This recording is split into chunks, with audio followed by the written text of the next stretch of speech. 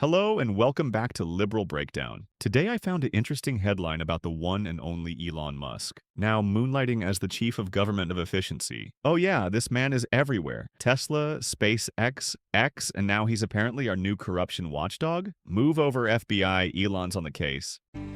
President Trump's tech support, Elon Musk, has been shaking up Washington with his Doge crusade to cut government waste as he becomes public enemy #1 for the Democrats, who are hell-bent on destroying his companies and making him the boogeyman of tonight's special elections. One of those races, Musk says, could affect the destiny of humanity. The billionaire has been rallying voters in Wisconsin to get behind conservative Brad Schimmel in today's high-stakes Supreme Court race. So, Mr. Musk went on Fox News and basically called for mass arrests of fake NGOs because, get this, he thinks they're just a giant money laundering scheme for Democrats. Now, I don't know about you, but if you replaced non-governmental organization with billionaire tax loopholes, I'd be like, yeah, he's onto something. But nope, he's looking at non-profits instead of, I don't know, offshore bank accounts. Elon's energy here is giving off major, I just discovered political corruption exists vibes. Like a tech bro waking up from a nap and realizing corporations and government have been in cahoots for a while. Welcome to the real world, buddy. And of course, he doesn't name any specific non-governmental organization, but Republicans sure did. They're pointing fingers at a $2 billion environmental grant linked to Stacey Abrams. Because what's a right-wing panic attack without somehow involving Stacey Abrams? Like, do they have a Stacey Abrams bat signal for when they need a new scandal? Oh, and then there's this little bonus claim. I think probably the person that stole 400,000 Social Security numbers, at least, maybe more, will be arrested hopefully this week.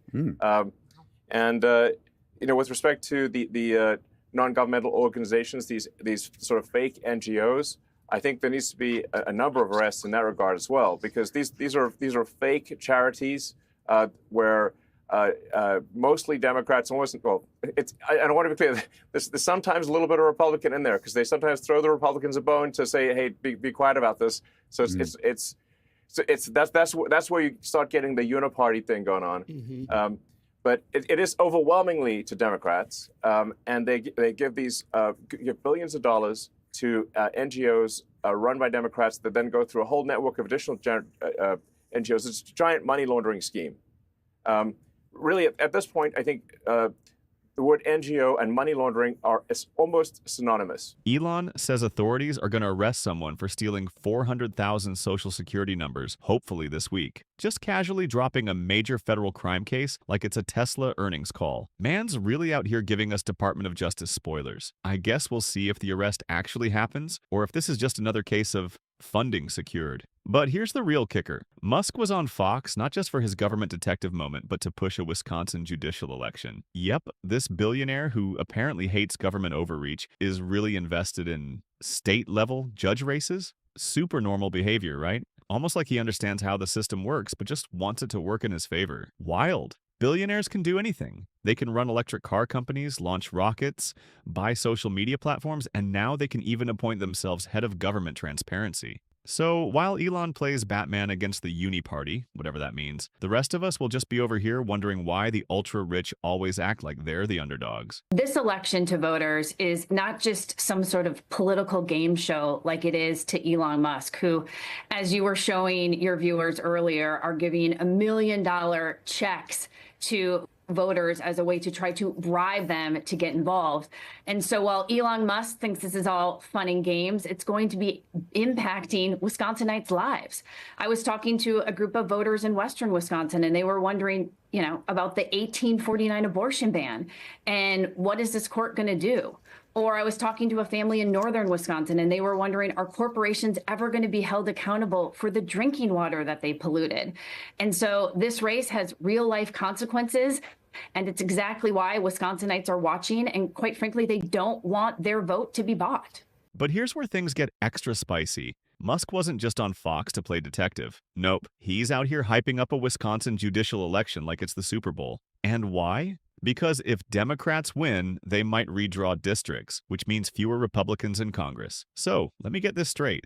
A guy who pretends to hate government overreach is trying to sway a state-level election to keep his preferred policies in place? Super normal, totally grassroots behavior from a billionaire. Even Wisconsin officials are calling this out. Their Secretary of State basically said Musk is treating this election like a reality TV show. And let's be real, isn't that kind of what it is? A billionaire spending millions to nudge people into voting the way he wants? I mean, if I offered every Wisconsin voter a free Tesla in exchange for a ballot, people would call it bribery. But when Elon does it, it's civic engagement. I think there's a big warning sign tonight for Republicans in Wisconsin, and it's about money. The Democratic candidate, Susan Crawford, raised $22 million. That is 10 times what Democrats candidates for this office raised just 4 years ago. She outraised the Republican 2-1. Republicans are not going to prevail in the midterms if we can't find ways to get money directly to candidates, not talking just big dollar super PACs, but big money to candidates. That's the worry I have as a Republican. Yeah, I mean, it's such an... I was thinking a lot about the money, honestly, tonight, because I think a lot of people think, okay, the more money you have, you're going to have an advantage. And I don't know that that's really what we learned tonight. But to your point, I mean, Trump was able to benefit from Elon Musk and Republicans, $290 million, right, in the last election, all outside money for the most part. But there is something different when the candidate can actually utilize that money themselves and utilize it correctly. And I just think that we might be past the point where just sheer dollars are going to be determinative in these races. It's gotten kind of crazy. So here we have Elon Musk playing puppet master with elections, thinking his money can override democracy. But in the end, he still loses. Maybe that's the biggest plot twist of them all. You can almost hear him whining, but I spent $1 million. Where's my win? Newsflash, Elon. Democracy isn't for sale, no matter how many Teslas you hand out. Or, I don't know, slap a sticker of your face on them, maybe. And let's talk about what the Wisconsin Secretary of State said about all this.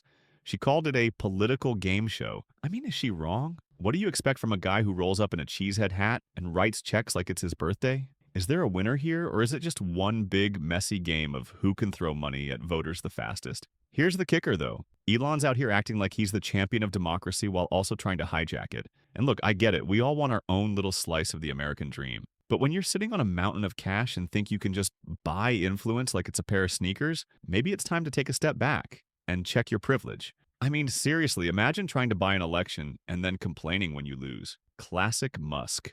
So what have we learned today, folks? A cheesehead-wearing billionaire can throw all the money he wants at elections, but he can't buy the people. And for once, it looks like the people of Wisconsin weren't buying it either. Maybe next time, Musk should focus on actually helping people instead of using his wealth to turn elections into his own personal reality TV show. But hey, maybe that's too much to ask from someone who's already putting rockets into space. So, what do you think? Do you think Musk's money-grabbing tactics are the future of politics? Or is it just one big, expensive joke? Let me know in the comments. Don't forget to like, subscribe, and hit that bell icon, because we'll keep bringing the real talk, whether Musk likes it or not. Catch you in the next one.